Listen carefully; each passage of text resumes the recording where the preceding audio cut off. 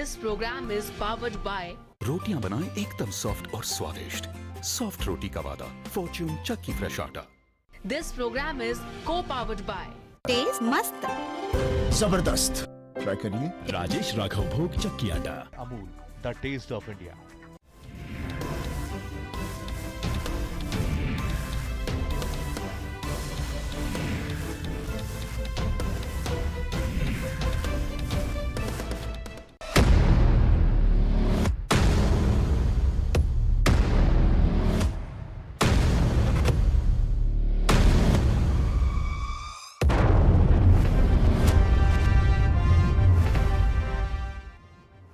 अभिवादन स्वीकार कीजिए ब्रजेश मिश्रा का। और आप देखना शुरू कर चुके हैं द डिबेट। उत्तर प्रदेश में विधानसभा के मानसून सत्र में आज पहले दिन ही भारी शोर शराबा और हंगामा हुआ। विपक्ष ने बड़े प्रदर्शन किए हैं। मुद्दे क्या हैं, इस विषय पर आज हम चर्चा करने वाले हैं। बहनों भाइयों, उत्तर प्रदेश में जनता का मूड क्या है, ये नेताओं से ज़्यादा इस बात को अगर कोई समझता है तो पॉलिटिशियन समझते हैं, नेता लोग समझते हैं, विधायक समझते हैं। इसलिए जनता के मुद्दों की बात जिस दिन असेंबली शुरू होनी होती है उस दिन उत्तर प्रदेश में लखनऊ की सड़कों पर विधायक हंगामा करते दिखते हैं। मसला इस बात का है कि उत्तर प्रदेश के प्रमुख मुद्दे क्या हैं। क्या वाकई में वही मुद्दे हैं जिनको लेकर आज विपक्ष ने विधानसभा के बाहर जबरदस्त प्रदर्शन किया, हंगामा किया और ये बताने की कोशिश की कि उत्तर प्रदेश में वाकई में बड़े मुद्दे आज भी किस प्रकार से हावी हैं। तो उत्तर प्रदेश में किन मुद्दों के आधार पर चुनाव लड़ा जाएगा? अगर आज विधायकों के प्रदर्शन को, विपक्ष के विधायकों के हंगामे को और उनकी बातों को माना जाए तो उत्तर प्रदेश में प्रमुख मुद्दा कुछ यूं है। महंगाई उत्तर प्रदेश के लोगों के लिए एक बड़ा मुद्दा है। आम आदमी, निम्न मध्यम वर्ग, गरीब तबका, मध्यम वर्ग, सैलरीड क्लास जिसे हम नौकरी पेशा वाला तबका कहते हैं, और छोटा व्यापारी, महंगाई ने इन सब की कमर तोड़ दी है। खाने के तेल से लेकर चलने तक के तेल में इनका तेल निकल जा रहा है और इतना तेल निकल जा रहा है कि अब इनके शरीर में तेल नहीं बचा है। महंगाई के चलते आम लोगों का बजट खराब हो चुका है। रसोई में इस्तेमाल होने वाली गैस से लेकर गाड़ी में भराने वाली गैस तक, रसोई की गैस से लेकर ऑक्सीजन की गैस तक, हर जगह दाम आसमान पर है। लोग खाएं तो खाएं क्या और चलें तो कैसे चलें। ट्रांसपोर्टेशन महंगा हो गया है, सब्जियां महंगी हो गई हैं, खाने के तेल महंगे हो गए हैं, यहाँ तक कि सरसों का तेल जो आम गरीब आदमी, निम्न मध्यम वर्ग और सैलरीड क्लास इस्तेमाल करता है, उसके दाम भी आसमान पर हैं। पेट्रोल डीजल में आग लगी हुई है। ये एक प्रमुख मुद्दा है उत्तर प्रदेश के लोगों के लिए, क्योंकि बढ़ती हुई महंगाई ने लोगों को परेशान करके रखा हुआ है। लोग अपनी रोज़मर्रा की ज़रूरतें ही पूरी नहीं कर पा रहे। दूसरा प्रमुख मुद्दा उत्तर प्रदेश में बेरोजगारी का है। उत्तर प्रदेश में बेरोजगारी चरम पर है। नौजवान लखनऊ में लाठियां खा रहा है। सरकारी नौकरियों का जबरदस्त अभाव है, किल्लत है। नौकरियां हैं नहीं, और अगर हैं तो मिल नहीं रही हैं। वरना क्या कारण है कि 5वां वर्ष चल रहा है इस सरकार का और अब तक यूपी SSSC ने 1 या 2 परीक्षाओं के अलावा बाकी कोई परीक्षा सक्सेसफुल कराई ही नहीं। यूपी SSC क्लास 3 के भर्ती की सबसे बड़ी संस्था है। अगर वहाँ इस प्रकार का आचरण हुआ है तो आप कल्पना करिए कि नौकरी कितने लोगों को मिली होगी। आज भी प्राथमिक शिक्षा हो, उच्च शिक्षा हो, माध्यमिक शिक्षा हो, हेल्थ सेक्टर हो, तमाम और मसले हों, पुलिस विभाग की नौकरियां हो, एग्रीकल्चर डिपार्टमेंट की जॉब्स हों, सब जगह नौकरियां हैं लेकिन नौकरियां मिल नहीं रही। नौकरियां अध्यापित नहीं हो रही हैं, उनको सूचित नहीं हो रही हैं, नौकरियां निकल नहीं रही हैं। तो जब जॉब निकलेगी नहीं और निकलेगी तो मिलेगी नहीं। आपने इंटरव्यू पास कर लिया है, लिखित परीक्षा पास कर ली है तो सरकार ने रोक रखा है। तो नौकरियां दूसरा बड़ा मुद्दा है। तीसरा मुद्दा उत्तर प्रदेश में कानून व्यवस्था है। उत्तर प्रदेश में हत्या, लूटपाट, डकैती, अपहरण, बलवा, बलात्कार, इस तरह की घटनाओं में भारी इजाफा है। आप प्रतिदिन देख लेते होंगे कि 1 करोड़ रुपए की लूट हो जाना तो उत्तर प्रदेश में सामान्य बात हो गई है। पहले इसी 1 करोड़ रुपए के लूट जाने पर देश भर में हाहाकार मचा रहता था। आज व्यापारियों का 1-1 करोड़ रुपया दुकान में घुसकर तमंचा कट्टा लगाकर लूट लिया जा रहा है। तो जाहिर सी बात है कि ये सब मुद्दे ऐसे हैं कि जनता बेहद त्रस्त है, जनता परेशान है। जनता आवारा पशुओं को लेकर, गांव गरीब के लोग परेशान हैं, जिनके मेहनत की कमाई, पूरी फसल आवारा पशु चट कर जाते हैं। खाद महंगी कीमतों पर है, सहकारी डिपो में डीएपी तक उपलब्ध नहीं है। तो इन सब मसलों को लेकर मुद्दा बड़ा है और किसानों की समस्या ने तो कोड़ में खाज का काम किया है। उत्तर प्रदेश के तमाम जनपदों में गन्ना उत्पादक किसानों के लिए विपत्ति चल रही है। ये उनके लिए विपत्ति काल है। 4.5 सालों में कभी उनके दाम नहीं बढ़ाए गए गन्ने के, जबकि महंगाई चरम पर पहुंची हुई है। पूरे देश में सबसे अधिक महंगी बिजली अगर कहीं मिलती है तो उत्तर प्रदेश में मिलती है। ये सब मुद्दे हैं। क्या उत्तर प्रदेश में मानसून सत्र का सही इस्तेमाल विपक्ष इन सब मुद्दों को उठाने के लिए करेगा, या फिर पहले दिन दिखावा करने के बाद या फिर सदन को हंगामे में तब्दील कर दिया जाएगा, जो दिल्ली में हुआ। आज जिस प्रकार से आक्रामक तरीके से अपोजिशन ने प्रदर्शन किया, ये भारतीय जनता पार्टी को भी ये बात का अंदाजा नहीं था कि विरोध का स्वर और विरोध का स्तर इतना बड़ा होगा। इन मुद्दों को लेकर अब जिस तरह से चुनाव के नज़दीक आ रहे हैं, उस प्रकार अब ये माना जा रहा है कि ये अब स्थितियां विपक्ष और सत्ता पक्ष दोनों के लिए अब मैदान में उतर जाने का है। तो क्या वाकई में इन्हीं मुद्दों के आधार पर चुनाव लड़ा जाएगा, या चुनाव में मुद्दा हिंदू मुसलमान शमशान कब्रिस्तान होगा, या फिर मुद्दा तालिबान होगा? मुद्दा क्या होगा? आप वो वक्त नहीं भूल सकते हैं जब इसी वर्ष मार्च, अप्रैल और मई में हमारे अपने लाखों लोग, असंख्य लोग कोरोना के चलते ऑक्सीजन की कमी से तड़प तड़प कर मरे हों, बिना इंजेक्शन, बिना इलाज, बिना बेड के मरे हों। ये एक बड़ा मुद्दा है। गांव में गरीबी है, अधिकांश लोगों ने घर में कमाऊ सदस्यों को गंवा दिया है। और ये ऐसे मुद्दे हैं जिनमें सरकार अपने दामन को बचा नहीं सकती है। सरकार को इसकी जवाबदेही देनी ही चाहिए, सरकार को इसका जवाब देना चाहिए। और विपक्ष को भी चाहिए कि सदन के समय का सदुपयोग करें। ऐसा ना हो कि सिर्फ हंगामे में ही तब्दील कर दिया जाए। विपक्ष को कंस्ट्रक्टिव क्रिटिसिज्म की भूमिका का निर्वहन असेंबली के भीतर करना चाहिए, ताकि इस सदन के सत्र को हंगामे में तब्दील न हो जाए। अकाउंटेबिलिटी फिक्स होनी चाहिए सरकार की, यह विपक्ष का कर्तव्य होना चाहिए। तो क्या मानसून सत्र में विपक्ष अपने इन कर्तव्यों का निर्वहन करेगा? और जो मुद्दे मैंने गिनाए, क्या वो मुद्दे वाकई हैं? और अगर हैं तो उन मुद्दों को उठाने का दायित्व तो किसका है? विपक्ष का है। सरकार का पक्ष है कि सरकार उस मसले का समाधान दे। तीसरा, भारतीय जनता पार्टी ने 5 साल पहले हुए चुनाव में जो वायदे किए थे, क्या वो वायदे पूरे हो गए? ये भी विपक्ष के लिए एक बड़ा मुद्दा है।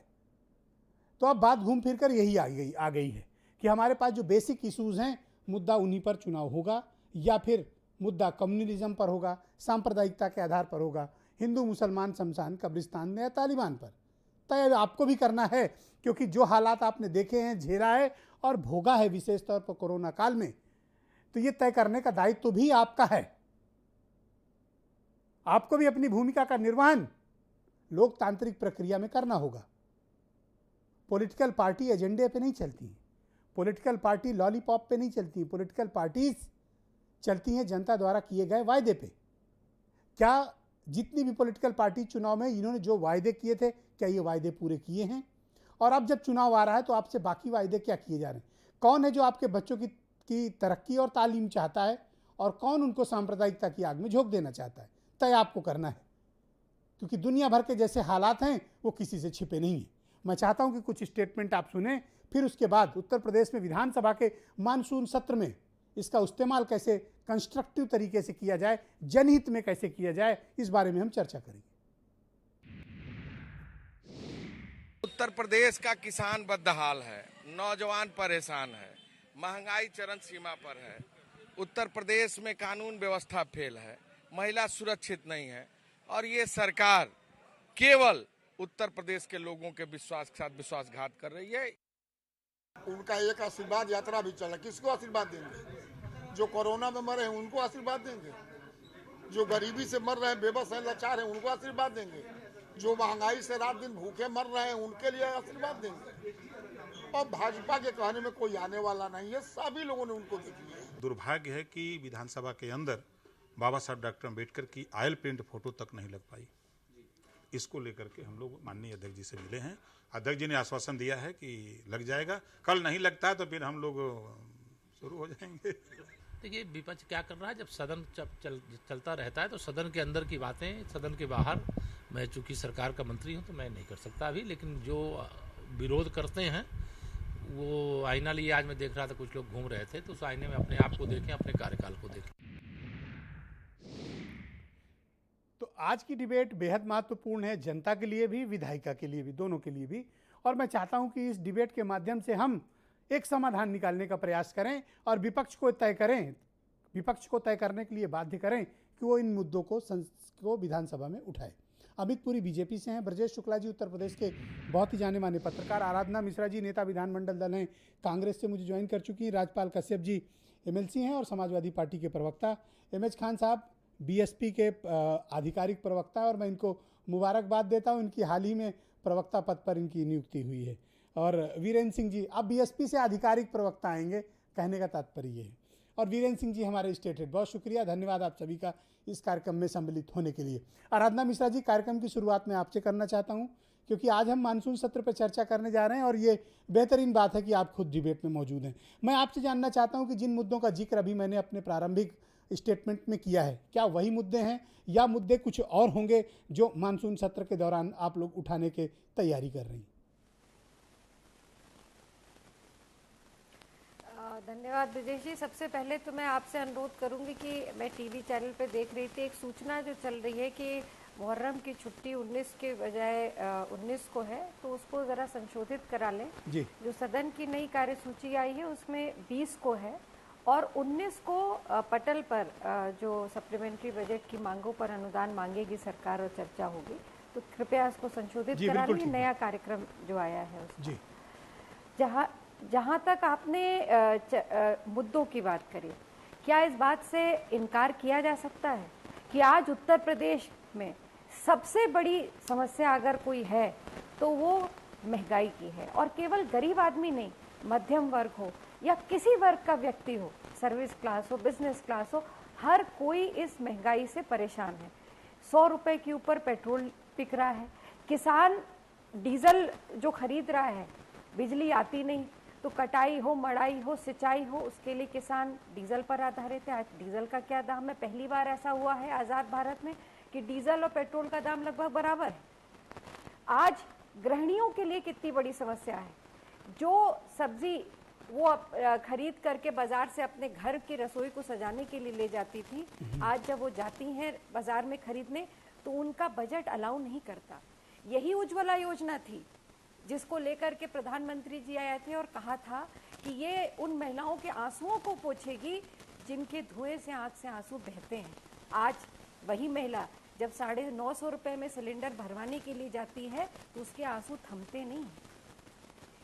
ये वो प्रमुख मुद्दे हैं, महंगाई से बड़ा मुद्दा जिसने पूरे प्रदेश की हर वर्ग की कमर तोड़ दी है, ये बड़ा मुद्दा है। और आज इसी को लेकर के हमने प्रदर्शन किया और आपके चैनल ने दिखाया किस तरह से पहली बार विधानसभा का सत्र चल रहा हो और सदस्यों को प्रदर्शन करने से और सदन में जाने से पुलिस ने सरकार के इशारे पर किस तरह से बलपूर्वक रोकने का प्रयास किया, ये सब ने देखा। मैं आपसे जानना चाहता हूं कि मानसून सत्र का इस्तेमाल हंगामे में ना तब्दील हो जाए, एक दूसरे के विरोध में ना तब्दील हो जाए, क्योंकि अब हम चुनाव की तरफ मैडम बढ़ रहे हैं। ये आप सबका दायित्व है विपक्ष होने के नाते कि जनता के मुद्दे सदन के भीतर उठें और सरकार की जवाबदेही तय हो। कल जब हमारी बैठक हुई सर्वदलीय और अन्य बैठकें, तो हमने सरकार से केवल एक अनुरोध किया, और अभी नहीं, इसके पहले भी सत्र में हमने यही अनुरोध किया था कि जो बेरोजगारी का, महंगाई का, लॉ एंड ऑर्डर का, ये सारे भ्रष्टाचार के जो मुद्दे हैं, जो प्रदेश की जनता जिनको जानना चाहती है, जिसकी जवाबदेही सरकार की है, उन मुद्दों पर चर्चा हो। हम चाहते हैं कि उन पर सरकार चर्चा करे और जो मुद्दे हैं उन पर जवाबदेही सरकार की तय हो और एक कोई ना कोई हल, एक समाधान प्रदेश की जनता के सामने निकल कर आए। यही हमारा लक्ष्य भी है और विपक्ष होने के नाते ये हमारी नैतिक जिम्मेदारी है। Thank you so much ma'am. मैं नेक्स्ट राउंड में आपके बाकी विचारों का स्वागत करूंगा। मेरे साथ भारतीय जनता पार्टी से अमित पुरी जी मौजूद हैं। पुरी साहब, बहुत शुक्रिया आपका। क्या कारण है और किस बात का डर है कि आप विधायकों को सदन के भीतर नहीं जाने दे रहे हैं? अगर वो सड़क पर प्रदर्शन कर रहे हैं, विधानसभा के आसपास प्रदर्शन कर रहे हैं, तो मैंने देखा कि पुलिस ने नोटिस जारी कर रखी है, उस पूरे इलाके को निषिद्ध जोन घोषित कर रखा है। आप विधायकों को कैसे प्रदर्शन करने से रोक सकते हैं? सामान्य तौर पे मेरा मानना रहता है और आज भी वही मानना है कि मीडिया की अपनी विजडम है, इसलिए मैं उसे कोई क्वेश्चन मार्क और स्कैनर में नहीं रखता। साथ ही साथ ये भी सही है कि लोकतंत्र के अंदर अभिव्यक्ति की आज़ादी है और असहमति के स्वर प्रकट करने के तरीके हैं, लेकिन जहां पर लॉ इन्फोर्सिंग एजेंसी कानून व्यवस्था के प्रश्न खड़े होंगे वो आप स्पष्ट जानते हैं कि चाहे यहाँ का सदन हो चाहे लोकसभा का हो। विधायकों से आपको लॉ एंड ऑर्डर का खतरा है? Are you serious? बहुत गंभीर आरोप आपने उत्तर प्रदेश के विधायकों पे लगाया है। मैं आ रहा हूं, ये इस पर विशेषाधिकार हनन हो सकता है आपके विरुद्ध। अरे ठीक है, वो आने दीजिए, मैं क्या कह रहा हूं पहले उस पे। ऐसे कैसे? आपने पहले कहा कि मीडिया का अपना विजडम होता है। हाँ ठीक है। अरे मैंने विधायकों पर सवाल करके मेरे विजडम पे सवाल कहां से आ गया? मैंने किया भी नहीं आपके विजडम पे सवाल। और दूसरा, विधायकों से आपको लॉ एंड ऑर्डर की प्रॉब्लम हो गई, ये तो मैं पहली बार सुन रहा हूं कि उत्तर प्रदेश के विधायक यूपी की कानून व्यवस्था के लिए खतरा बन गए हैं। वाह! आइए, अब आपने कह लिया, हो गया, जिसके लिए बुलाया मैं उत्तर दूं। आप इतना आज क्यों नर्वस क्यों हो रहे हैं? नहीं, मैं कोई नर्वस नहीं हूं, ना मैं कभी नर्वस मोड के अंदर डिस्कशन करता हूं। ओके, उंगली कटा करके शहीद बनने का फोटो ऑप के लिए जो प्रयास था वो जितना था उतना था। विधानमंडल की पेरिफेरी के अंदर धारा 144 रहती है और ये कोई भारतीय जनता पार्टी की सरकार में नहीं हुई है। पिछले 40-45 साल के अंदर, आराधना जी बैठी हैं, जानती हैं, आदरणीय प्रमोद जी भी जब मिनिस्टर थे तब भी उत्तर प्रदेश की विधानसभा के बाहर सत्र चलने पर धारा 144 डिस्ट्रिक्ट मजिस्ट्रेट क्लेम करते थे और ये एक सामान्य परंपरा है। अगर उसको कोई ब्रीच करेगा तो लॉ इन्फोर्सिंग एजेंसीज उस पर काम करेंगी। अब आप कोई भी इंटरप्रिटेशन टीआरपी के लिए लेना चाहे, यू आर फ्री। आपके बयान से मेरी टीआरपी थोड़ी आएगी जाएगी। आपको ये गलतफहमी कैसे हो गई? टीआरपी कहां से आती है? कहने का तात्पर्य है कि उत्तर प्रदेश के विधायक, आपने कहा कि उत्तर प्रदेश के विधायक कानून व्यवस्था के लिए समस्या है अगर वो प्रदर्शन करते हैं तो। बाहर सदन के क्या विधायक कानून व्यवस्था तोड़ रहा है? 144 लगी है, क्यों लगाएंगे आप धारा 144? वो लॉ एंड ऑर्डर के प्रश्नवाचक चिन्ह में आती है। आपने लिखा कि बैलगाड़ी नहीं ला सकते, ठेला गाड़ी नहीं ला सकते, रिक्शे पे नहीं आ सकते, तमाम पता है आपको, नोटिफिकेशन इशू हुआ है। सदन की एक गरिमा है। आपकी तरह लग्जरी गाड़ियां नहीं है। विरोध प्रदर्शन, अरे किसके पास तमाम लोग रिक्शे से ही आते हैं, हमको मालूम है। वो बहस को हम डिरेल नहीं करना चाहते। सदन के बाहर पहले इन्होंने मीडिया के विजडम का सवाल उठाया कि मैं ये सवाल क्यों पूछ रहा हूं। उसके बाद कह रहे हैं कि साहब विधायक कानून व्यवस्था के लिए समस्या है। गजब है। विधानमंडल दल तो क्या करे फिर? सभा परिसर के बाहर कानून व्यवस्था या तो विपक्ष के विधायक जाएं और गुफा के भीतर छिप जाएं। उसको अगर आप नहीं, आप क्या चाहते हो? तो लॉ इन्फोर्सिंग विपक्ष के विधायक गुफा में छिप जाएं। आप क्या चाहते हो? आप अपना बयान वापस लीजिए। आप उत्तर प्रदेश के विपक्ष के विधायकों का अपमान नहीं कर सकते। ये अपमान मैं नहीं सहूंगा, ये अपमान मैं आपको नहीं करने दूंगा। सड़क के ऊपर आप क्या करने देंगे? आप अपमान कर रहे हैं उत्तर प्रदेश के विधायकों का। आपने कैसे कह दिया कि वो कानून उत्तर प्रदेश के विधायकों पर आप इस प्रकार टीका टिप्पणी कैसे कर सकते हैं? ये विशेषाधिकारों का हनन है। आप इस प्रकार की स्टेटमेंट नहीं दे सकते। आपको अपने बयान वापस लेना चाहिए। आप सदन का अपमान कर रहे हैं। डायरेक्शंस को फ्लाउट आप सदन का अपमान कर रहे हैं। आप सदन का अपमान कर रहे हैं। मैं अपने विधायकों का अपमान नहीं होने दूंगा। मैं अपने विधायकों का अपमान नहीं होने दूंगा। गलत, नो, आप अपना बयान वापस लीजिए। इतनी पवित्र सदन के भीतर हमारे बैठने वाले सम्मानित विधायकों का आप अपमान कर रहे हो और उनसे कह रहे हो कि कानून व्यवस्था के लिए खतरा है। वो सदन की गरिमा के खिलाफ था जो बाहर प्रदर्शन जिस तरीके से किया गया और जिस तरह सदन अगर विपक्ष जनता के मुद्दे उठा रहा है तो गरिमा गिरा रहा है। कमाल है ये तो। आराधना जी कुछ कहना चाह रही है। आपको बीजेपी का वर्जन नहीं ठीक लगता, आराधना और बाकी का वर्जन ठीक लगता है। अच्छा, उनको ये भी कहने दें आप। नेता विधानमंडल है कांग्रेस की, उनको यहाँ तो बोलने दें, सदन में तो नहीं बोलने देते हैं। नहीं, आप पहले राउंड में इंटरप्शन नहीं, आपने ऐसे कैसे विधायकों का अपमान कर दिया? ये उत्तर प्रदेश के 403 विधायकों का अपमान किया है आपने। आपने उत्तर प्रदेश के 403 विधायकों का अपमान किया है। एक सेकंड रुकिएगा मैडम, बोलिए आप। बाहर प्रदर्शन करने को रोकने से मुझे अफसोस है। आज एक सेकंड रुकिए पुरी साहब, क्यों इतना मिर्ची लगी? इतने वरिष्ठ भारतीय जनता पार्टी के नेता ने आज, मुझे लगता है ये व्याकुलता ही है कि उन्होंने इस तरह का बयान दिया। विधायक सदन के अंदर और सदन के बाहर उस उत्तर प्रदेश की गौरवमयी सदन के सदस्य हैं हम, जिसका एक स्वर्णिम इतिहास रहा है। हम अपनी बात को कहने के लिए ना सदन के अंदर सरकार हमें सुनेगी और ना सदन के बाहर वो तो बता रहे हैं कि आप कानून व्यवस्था के लिए संकट हैं। मैं एक चीज पूछना चाहती हूँ, हम तो पैदल चल रहे थे, 3 जगह, एक नहीं 3 जगह बैरिकेड लगा करके मुझे रोका गया। मैं तो पैदल चल रही थी, ना मैं बैलगाड़ी पे थी, ना मैं साइकिल पे थी, ना ही रिक्शे पे थी। किस अधिकार से रोका गया है? तो ये इससे तो बड़ा अमित पुरी जी के बयान को आप किस नजरिए से देखती हैं? क्या ये विधायकों का अपमान नहीं है? क्या ये हमारी विधानसभा का अपमान नहीं है? ये मैं कह रही हूं कि ये विशेषाधिकार का हनन है और ये भारतीय जनता पार्टी, क्योंकि इनका संविधान पे भरोसा ही नहीं है, ये विश्वास ही नहीं करते संवैधानिक प्रक्रिया पे। लोकतंत्र प्रजातंत्र से इनको ना कभी राज्यपाल कश्यप साहब भी मौजूद हैं, उच्च सदन के सदस्य हैं। Thank you madam. जनता के जवाबों पुरी से साहब थैंक बचना यू। चाहते हैं। पुरी साहब शुक्रिया। पुरी साहब आपने अपमानित करने की कोशिश की है। मैं अपने जनप्रतिनिधि और अपने विधायकों का अपमान नहीं सहूंगा। मैं अपने चैनल पर अपने विधायकों का अपमान नहीं होने दूंगा। मैं इनका अपमान नहीं होने दूंगा। विधानसभा के वापस ले, माफी मांगे हमारे विधायकों से। आप विधायकों का अपमान नहीं कर सकते। आप बयान वापस लीजिए या माफी मांगिए, वरना विशेषाधिकार हनन का प्रस्ताव आएगा आपके खिलाफ। ओके राज्यपाल कश्यप जी, भाई ये तो देखिए, आज ये क्या पुलिस साहब क्या कह रहे हैं? आप लोग उच्च सदन के सदस्य और कह रहे हैं कानून व्यवस्था के लिए आप संकट हो। जी ब्रजेश जी, ये बीजेपी को हर जगह कानून व्यवस्था दिखती है, जो सच्चाई दिखा दे।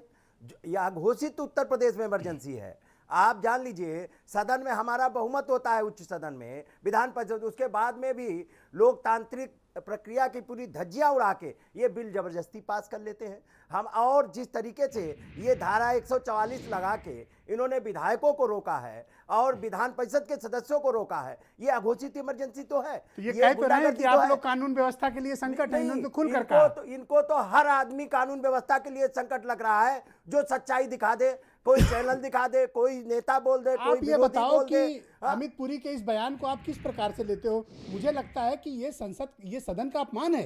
निश्चित तौर पे सदन का अपमान है, ये निश्चित तौर पे सदन का अपमान है। और ये बीजेपी के लोग घबराए अपने विधायकों से भी है, अपने विधायकों से भी घबराए। और इसीलिए तो एक बार ऐसा संकट आया ब्रजेश जी, इनको सदन बंद करना पड़ा, इनके बाल में सरकार आ गई। और जिस तरीके से ये घबराए हुए हैं अपने विधायकों से, और जनता से भी घबराए हुए लोग हैं। क्या आप अमित पुरी से अपेक्षा करते हैं कि वो अपना बयान वापस लें और आपसे माफी मांगे? निश्चित तौर पे इनको बयान वापस लेना चाहिए। और जिस तरीके से विधायकों के विशेषाधिकार का हनन जिस तरीके से कर रही है बीजेपी, लगातार कर रही है पुलिस प्रशासन की बदौलत, और उन प्रशासनिक लोगों पे कार्रवाई हो, जिन लोगों ने बाधा डाली, प्रशासनिक लोगों पे भी या तो बयान वापस लीजिए या माफी मांगिए। आप उत्तर प्रदेश के विधायकों का अपमान नहीं कर सकते और तय होने दीजिए कब कब सदन के बाहर 144 का नहीं। आप सदन के क्यों रोकेंगे? क्या आप अगर बहुमत में है तो रोक देंगे? विपक्ष के लोगों को रोक देंगे, विपक्ष के लोगों को बोलने नहीं देंगे। आप बहुमत में आ गए तो विपक्ष की बात दबा देंगे, बेरोजगारों की बात। आप एक भी बेरोजगारों को नहीं आने दे रहे। नौजवान किसान, आप किसानों को भी क्या क्या कह रहे हो? आप किसानों को, नौजवानों को, पिछड़ों को, दलितों को आप तो हर जगह दबाना चाहते हो। जैसे मुख्यमंत्री सदन में धमकाते हैं, मुख्यमंत्री सदन में धमकाने का काम करते हैं, आप बाहर धमकाने का काम। आपकी धमकी से अब जनता डरने वाली नहीं है। आपकी धमकी से और बीजेपी की धमकी से अब जनता डरने वाली नहीं है।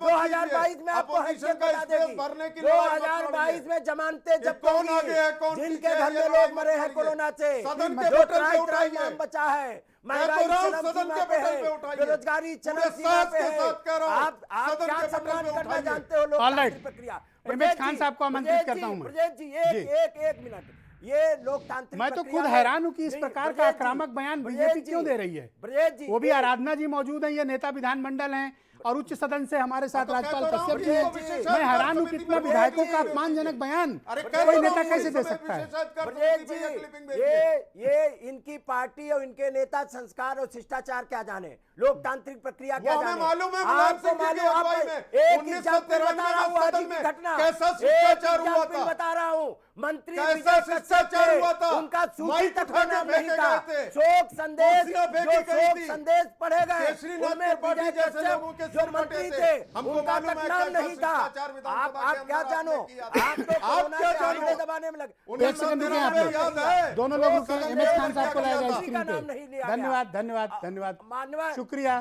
कश्यप साहब। ब्रजेश कश्यप साहब जी। प्लीज प्लीज, मैं नेक्स्ट राउंड में आपको टाइम दूंगा। मेरे साथ एम एच खान साहब मौजूद हैं। खान साहब, पहले तो बहुत मुबारकबाद कि आप बीएसपी के ऑफिशियल स्पोक्स पर्सन नामित किए गए हैं। मैं आपसे जानना चाहता हूं, अमित पुरी ने जो स्टेटमेंट दिया है काफ़ी चौंकाने वाला है। मैं भी बहुत समय से सदन कवर किया हूं, मैंने देखा भी है, संसदीय परंपराएं भी देखी हैं, पर जिस प्रकार की आक्रामकता वो विधायकों के लिए विपक्ष के खासतौर पर दिखा रहे हैं, मुझे लगता है थोड़ा चिंता का विषय है।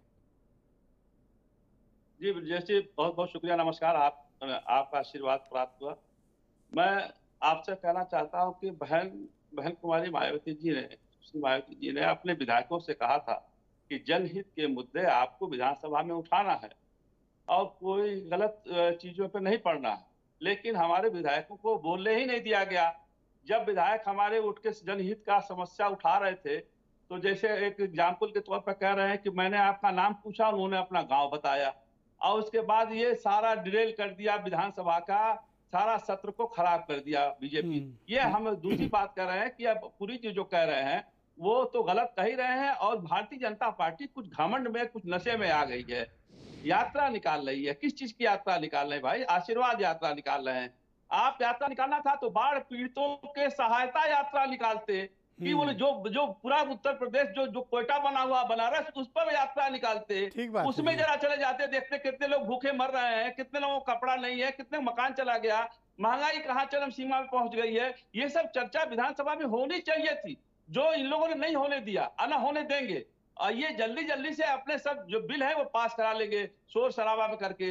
अब अगर विधायक विधानसभा में कह रहे हैं उठाइए, क्यों बाहर नहीं उठा सकता विधायक? अपने आवाज को नहीं उठा सकता? पर खान साहब, मुझे बताओ कि ये विधायक लॉ एंड ऑर्डर के लिए प्रॉब्लम हो गया है और विधायकों पर इस प्रकार की टिप्पणी करना क्या ये उचित बात है? ये नहीं चलने पाएगा। क्या विधायकों पर इस तरह की टीका टिप्पणी उचित है? हो चुकी है और गांव में सब लोग इस महंगाई से पीड़ित हैं। इन लोगों का इलाज अब गांव में ही होगा।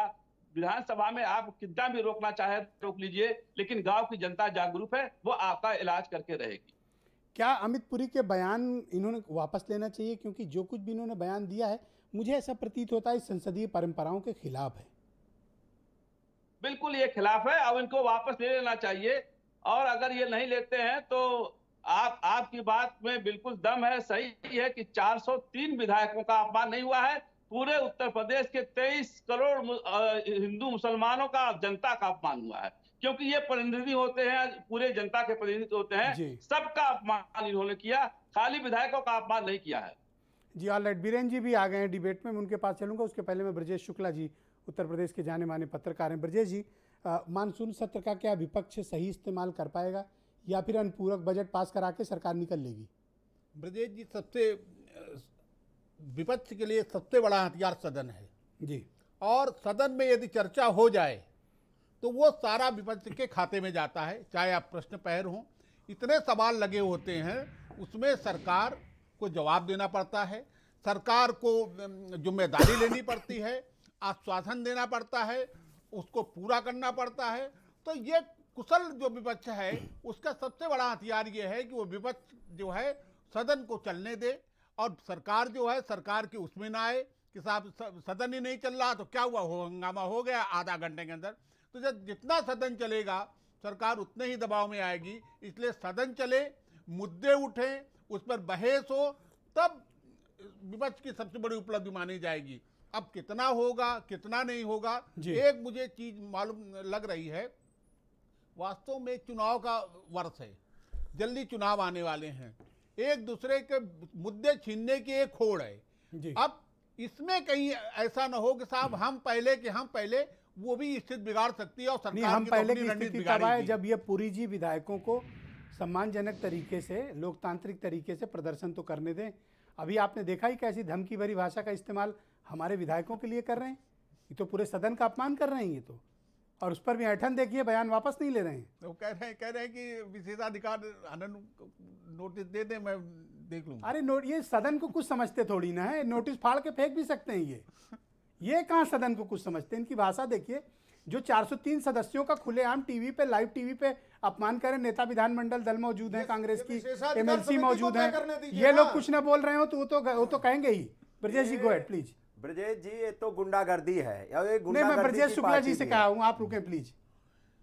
देखिए ऐसा है ब्रजेश जी, मुझे लगता है कि आप लोगों को सदन में ये मुद्दा उठाना चाहिए। इस प्रकार कोई विधायकों का अपमान नहीं कर सकता। नहीं, वो बिल्कुल नहीं। इसमें ब्रजेश जी एक मामला ये है कि इन्होंने सदन के जो कहा धारा 144 वाली बात, सदन के अंदर के मामले पर विशेषाधिकार ला सकते हैं और ये चाहें तो लाएं। जब वो कह रहे हैं कि ये इनको लाना चाहिए तो ये तो तय करें। अब तो सदन चल ही रहा है कि साहब इसको मामले को लाएं।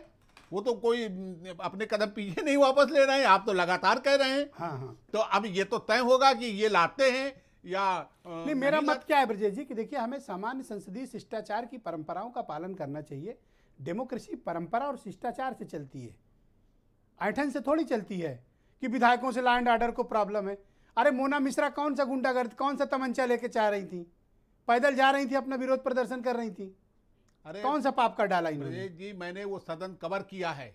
इनके जो पिताश्री थे, पिताश्री हैं जो, वो लोग जब बोलते थे तो सदन में लगता था कि हाँ सरकार गिर रही है। अब तो हंगामे में सब भेंट चढ़ जाता है, हंगामा हो जाता है, हो गया, वो हो गया। कुछ लोग ऐसे थे जिनके बिना सदन की कार्रवाई को आप लिख नहीं सकते थे, उनका नाम आएगा ही। तो ये उन लोगों में रहे हैं। उन लोगों से सीखना चाहिए कि कैसे सत्ता पक्ष को घेरा जाता है, कैसे उसका। अरे जब सदन ही नहीं आने दोगे तो कोई घेरेगा कैसे? अब ये तो देखना पड़ेगा। इसमें तो हम बाहर बैठे हैं, आप भी बाहर बैठे हैं, ये तो अपनी अपनी रणनीति बनानी पड़ेगी। कोई कट्टा बंदूक या कोई असलाह लेके तो मोना मिश्रा जा नहीं रही थी, ये राजपाल कश्यप रोके क्यों? हाँ, ये तो नहीं रोकना चाहिए ना। नहीं, पैदल जा रही थी, बिल्कुल नहीं रोकना चाहिए। असेंबली जा रही हैं, अपने जनतांत्रिक अधिकारों का इस्तेमाल करने रही हैं, तो कोई गुंडागर्दी करने, कोई मारपीट करने थोड़ी जा रही थी। नहीं, और भाई आप तो देखते हैं विपक्ष पैदल, सारे सदस्य पैदल ही जाते थे। आप देखिए वहां से निकलते थे, सीधे मुख्य गेट से चले जाते थे जी, और कभी कोई रोक टोक नहीं हुई। आवाज बीरेन जी भी आ गए डिबेट में। भाई बीरेन जी, आज तो अजब गजब दृश्य दिखा कि विधायकों तक पे रोक लग गई, और अब अमित पुरी जी तो जिस प्रकार की भाषा का इस्तेमाल कर रहे हैं, मैं बार बार क्या रिपीट करूं। देखिए, ये सब सत्ता में आने के बाद बातें आती, जब विपक्ष में रहता आदमी तो बड़ा संविधान और लोकतंत्र की बातें करता है। बीजेपी की सरकार में इन्हीं के विधायक गरौठा से राजपूत बैलगाड़ी पर बैठकर आते थे विधानसभा। अब बीजेपी सत्ता में है, आज वो विपक्ष के नेताओं को प्रदर्शन नहीं करने दे रही है। बीजेपी जब विपक्ष में थी तो वो अखिलेश यादव और मायावती सरकार में कई बार वेल में आती थी, धरना देती थी, पूरी रात धरना चला, कई बार बवाल हुआ, विधानसभा के सामने प्रदर्शन होते रहे। अपनी बारी में किसी को कुछ ना करने दो, किसी को सुर्खियां ना पाने दो, किसी के मुद्दे ना उठने दो, ये एक राजनीति में नया चलन है। लेकिन आप इन सब चीज़ों के इतर एक जगह और जाइए। उत्तर प्रदेश में जो पंचायत का चुनाव हुआ है उसमें बीजेपी बुरी तरह हारी है। पंचायत का जो घेरा है वो 2/3 उत्तर प्रदेश है कहा जाए, शहरी क्षेत्रों को अगर आप छोड़ दीजिए, यानी कि 400 में 300 सीटें ऐसा लगता है कि पंचायतों से आच्छादित है जहां वोट पड़ा है। ये वहां बीजेपी जनता के वोट में तो हार गई और अध्यक्ष सब उसके जीत गए। ब्लॉक प्रमुखों के चुनाव में जो नंगा नाच हुआ वो सबने देखा है। बीजेपी को अपनी स्थिति का आकलन है। अब ये जन अधिकार, आशीर्वाद और कौन कौन यात्रा निकाल रहे हैं, वहाँ भी आप देख रहे हो कालिक पोती जा रही, स्याही फेंकी जा रही है। अब ये कानून व्यवस्था पर दूसरी सरकारों को घेरते थे। आज उत्तर प्रदेश में कानून व्यवस्था की स्थिति क्या है? लखीमपुर में एक महिला के साथ क्या हुआ वो सबने देखा, और आए दिन घटनाएं हो ही रही हैं। तो ये समस्या इस बात की है कि अगर विपक्ष चिल्लाएगा तो वो सुर्खियां बनेंगी, बवाल होगा, सदन कम से कम चले। पहले ये कहते थे कि साहब 90 दिन तो कम से कम सदन चलना चाहिए साल में, और अपनी सरकार में कितने दिन चला रहे हैं। जैसे जैसे सरकार के टाइम बीता सदन की अवधि छोटी होती गई। शुरू में बीजेपी ने कुछ समय तक अच्छा चलाया। अच्छा, दूसरी बात यह है कि शिक्षा, स्वास्थ्य, बेरोजगारी, रोजगार, महंगाई, इस पर ये बात करने से कतराते हैं, ये बात करना नहीं चाहते। अगर इनको मौका मिले तो ये अफगानिस्तान पे तो बात कर लेंगे, लेकिन इन सब मुद्दों पर, गरीबी पर, स्कूल फीस पर, खाने पर, कानून व्यवस्था पर, हत्या पर, लूट पर, भ्रष्टाचार पर, थाने तहसील में, इस पर बात नहीं करेंगे। बाढ़ से लोगों के घर डूब रहे हैं, कटान हो रही, बर्बाद हो रहे हैं, फसलें जा रही हैं, उस पर चर्चा नहीं हो पाई।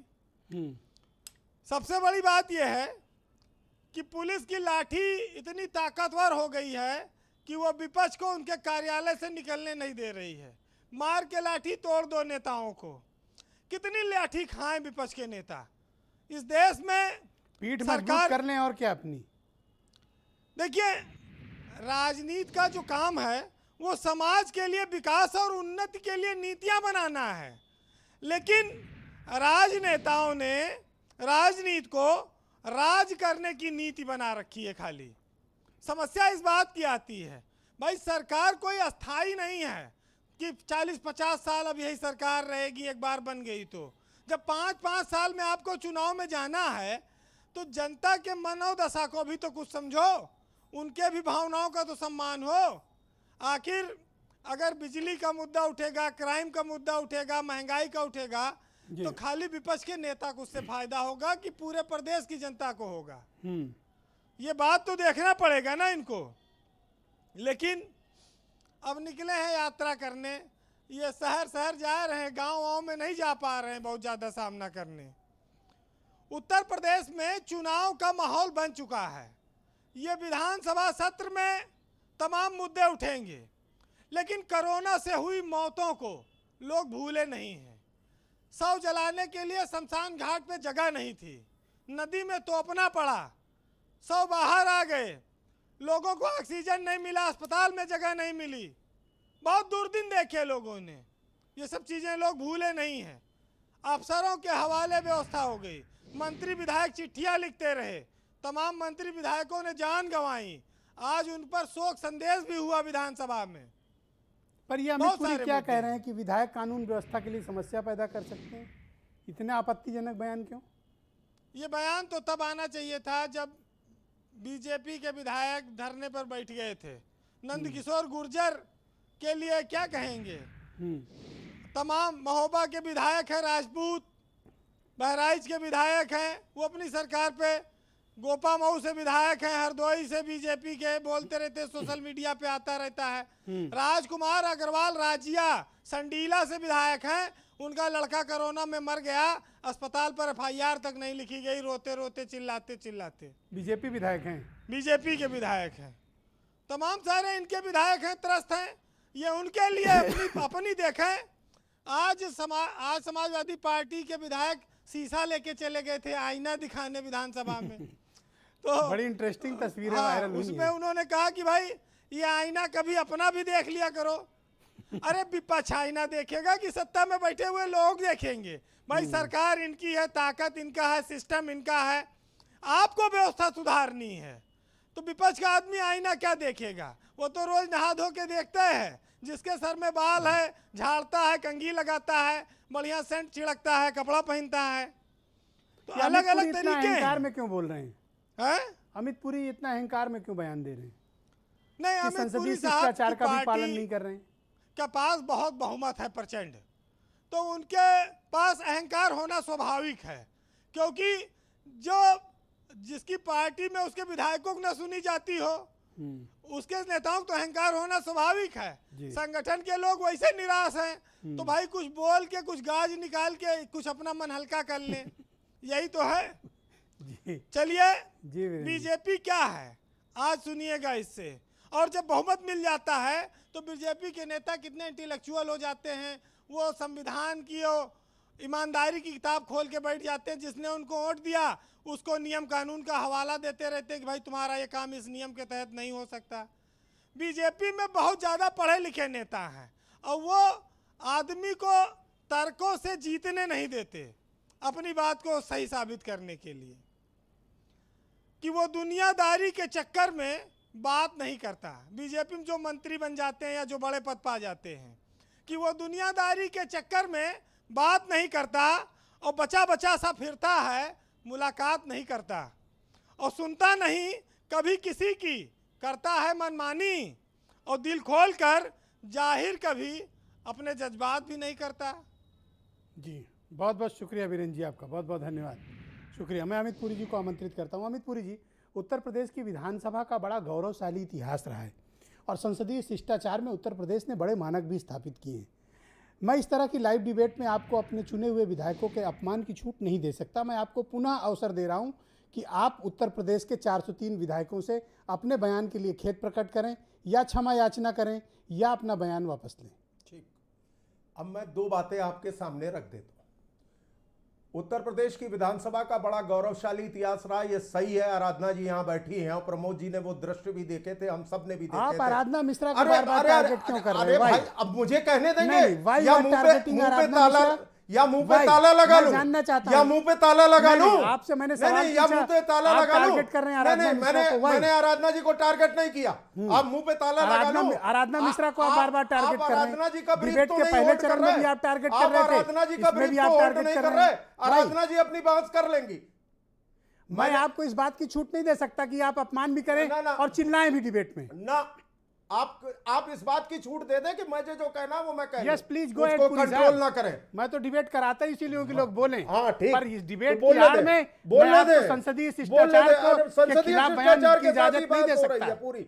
मैं कह रहा था आराधना जी इस बात को जान रही है कि आदरणीय आप उनकी आड़ में क्यों छिप रहे हैं? आप अपना बयान दें। करूंगा क्या बार-बार आराधना मिश्रा कर रहे हैं? मैं फिर आप बताइए कि आपने अपमान क्यों किया? मैं वही गुनाह कर रहा हूं, कह रहा हूं फिर से। आदरणीय प्रमोद जी उस सदन के मेंबर थे। आप फिर प्रमोद तिवारी की आड़ में छिप रहे हो? आदरणीय प्रमोद जी उस सदन की आड़ में छिप रहे हो? आदरणीय प्रमोद जी कभी आराधना मिश्रा की आड़ में छिपते हो, कभी प्रमोद तिवारी की आड़ में छिपते हो। अपनी बात करो, अपनी। आप किसी को कवर फायर क्यों दे रहे हो? मैं क्यों कवर? अपमान नहीं करने दूंगा, अपमान नहीं करने दूंगा।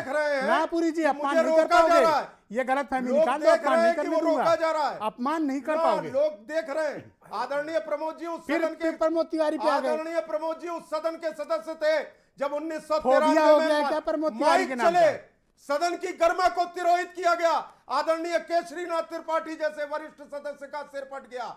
उत्तर प्रदेश की विधानसभा ने वो दृश्य भी देखा। और आपने जो पूछा मैंने 403 विधायकों का, मैंने क्या कहा? मैं उस पर कायम हूं कि उत्तर प्रदेश के सदन के बाहर, विधानमंडल के सदन के बाहर धारा 144 लगी है और ये पहली बार नहीं लगी है। ये पहली बार नहीं लगी है, इससे पहले भी विधान परिषद के सभापति से लगातार लगी रही। विधायकों का अपमान करने के आरोप में अमित पुरी के खिलाफ विशेषाधिकार हनन का प्रस्ताव लाया। आप खुद ले जाइए, इन पर कार्रवाई की जाए। आप अपनी क्लिपिंग के साथ खुद ले जाइए। स्वागत। मैं क्यों जाऊं? मैं कोई सदन का सदस्य थोड़ी हूं। खत्म बात हो गई, उनको तय करने दे। आप इस प्रकार विधायिका को अपमानित नहीं कर सकते हैं। और ये बार बार कभी प्रमोद तिवारी की आड़ में छिपना, कभी आराधना मिश्रा की आड़ में छिपना बंद करो। अगर बयान गलत दिया है तो वापस ले लो।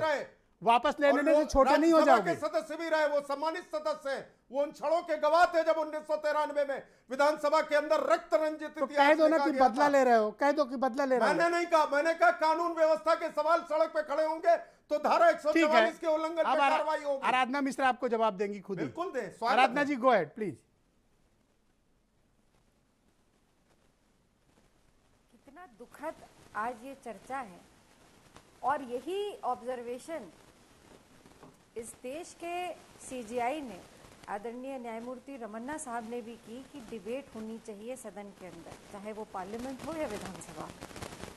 आज आप खुद देख रहे हैं कि किन बातों को लेकर के आपने ये डिबेट शुरू की थी और कहां पर ला करके भारतीय जनता पार्टी के बहुत विद्वान हैं, मैं बड़ा सम्मान करती हूं पुरी जी का, कहां पर ला करके इन्होंने खड़ी कर दी। आज 403 विधायकों का, मैं इसको करेक्ट करना चाहती हूँ ब्रजेश जी, आप कह रहे 403 विधायक सदस्यों का अपमान हुआ है, विधानसभा का अपमान हुआ है।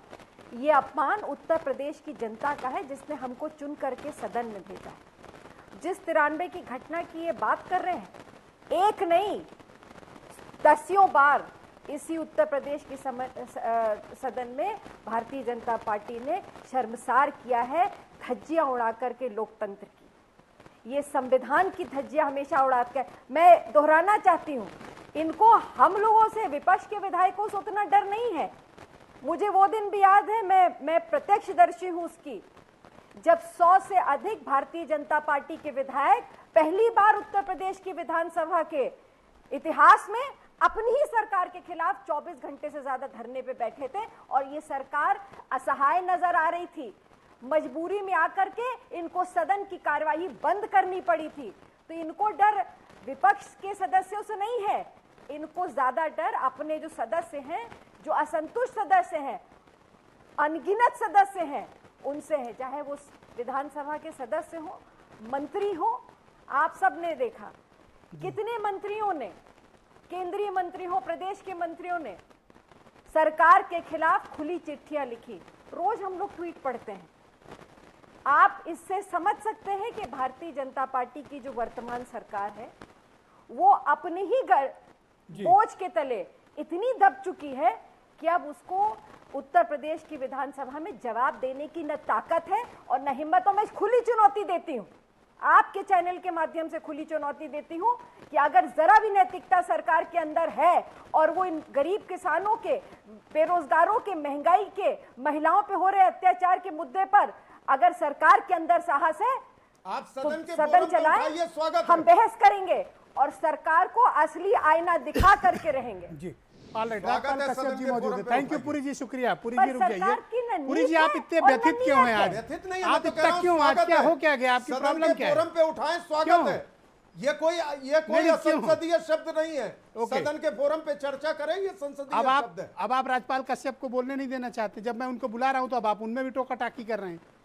राजपाल कश्यप जी, क्या मुद्दों से ध्यान भटकाने के लिए अमित पुरी जानबूझकर विधायकों का अपमान कर रहे हैं, संसदीय प्रणाली का अपमान कर रहे हैं, विधायकों को कानून व्यवस्था खराब हो जाने या कानून व्यवस्था के लिए संकट बता रहे हैं? ये तो मैं पहली बार सुन रहा हूँ। क्या ये मुद्दों से ध्यान भटकाने की कोशिश है?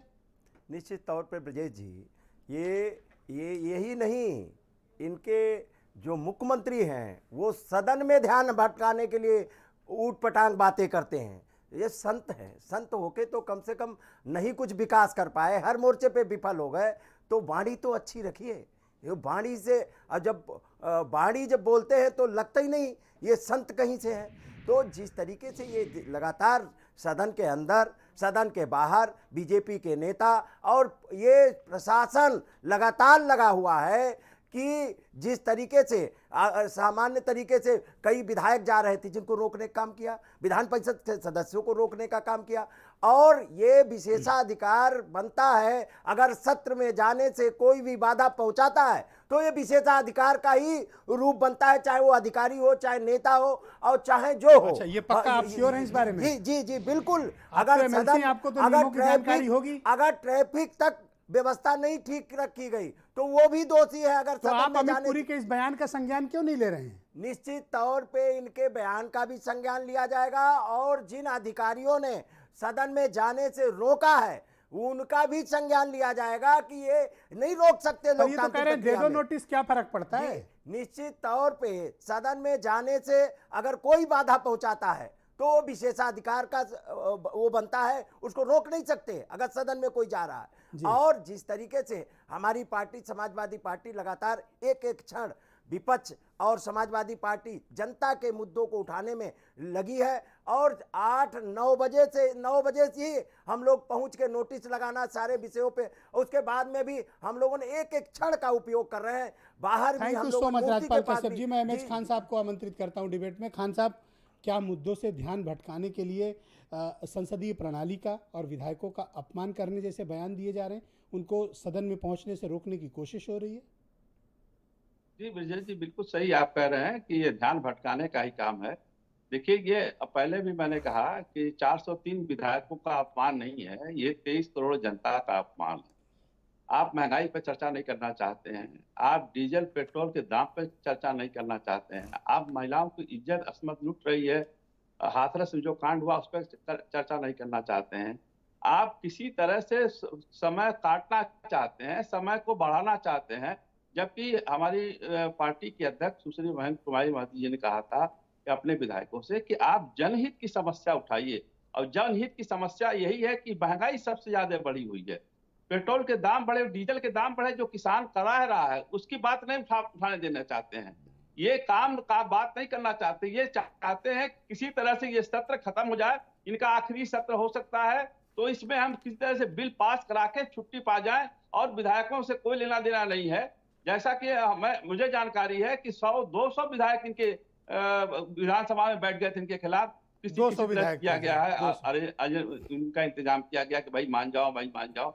लेकिन सवाल इस बात का है कि कमर टूट गई है महंगाई से, जनता परेशान है। गांव की जनता, जो 75% गांव की जनता गांव में रहती है, उनसे पूछिए कि रोजी कैसे चल रही है, कैसे उनको डीजल मिल रहा है, और कितने में किसान अपना चला रहा है ट्रैक्टर, और कैसे चला रहा है अपना पंपिंग सेट चला रहा है जी।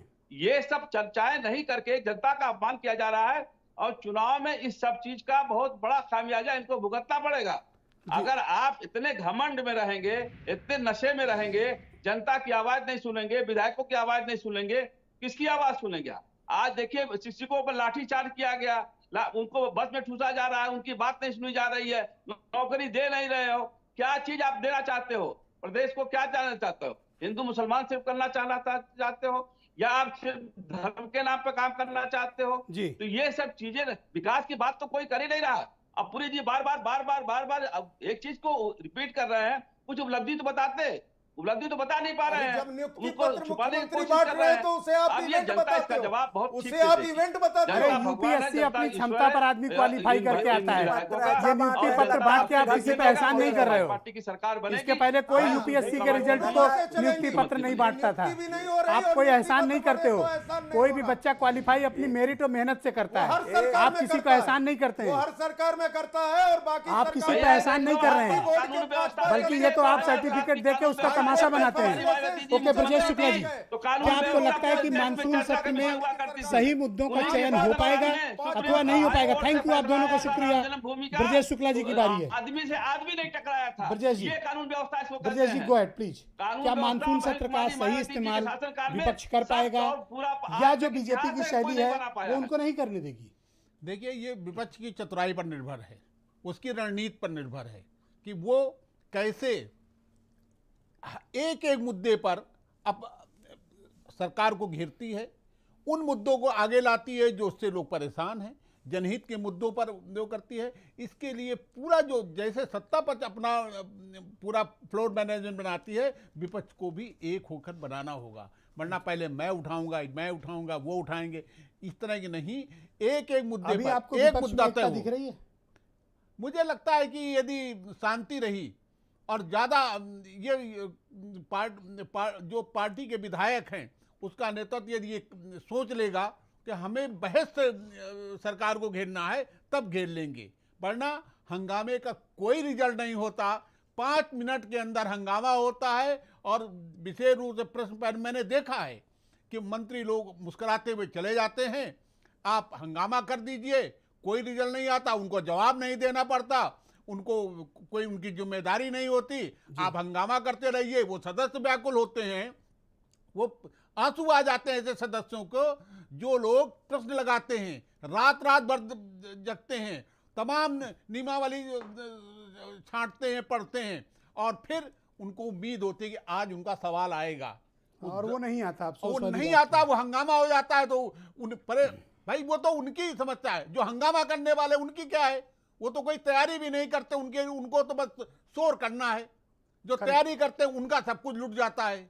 वो जनहित के लिए खड़े हैं, वो जनता के लिए खड़े हैं, उनके लिए समर्पित हैं, इन मुद्दों पर होना चाहिए। लेकिन अब क्या बताया जाए, दुर्भाग्य आप लोकसभा देख रहे हैं, यहाँ भी देखिएगा क्या होता है। अभी भी समय है चेतने का कि मुद्दों पर बहस होनी चाहिए। बिना बहस के सदन बेईमानी है।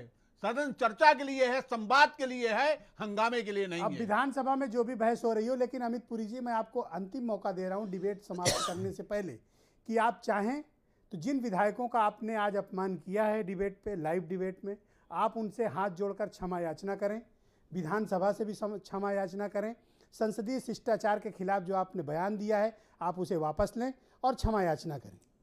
संसदीय अन्यथा आपको सभी 403 विधायकों को चाहिए कि आपके खिलाफ विशेषाधिकार हनन का प्रस्ताव लाएं और आपको नोटिस दें। संसदीय परंपराओं और लोकतंत्र के सम्मानित सदन का कोई अपमान करने का ना मेरी मंशा थी ना मैंने अपना किया। बयान वापस लीजिए, आप कैसे अपमान कर सकते हैं? लेकिन सदन के बाहर 144 का उल्लंघन, वापस लीजिए, सदन अंदर के बाहर की बाहर बात मत करिए। धारा 144 पहले जो बोला है वो बयान वापस या नहीं? सदन के बाहर 144 का उल्लंघन, कहिए वरना कल मैंने आपको कहा नोटिस सदन के आएगी। बाहर 144 का कल नोटिस आएगी, आपको कानून का उल्लंघन है।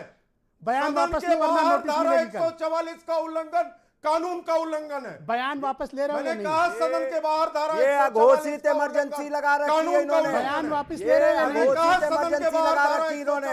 ये अघोषित इमरजेंसी है, ये सत्ता के घमंड में है।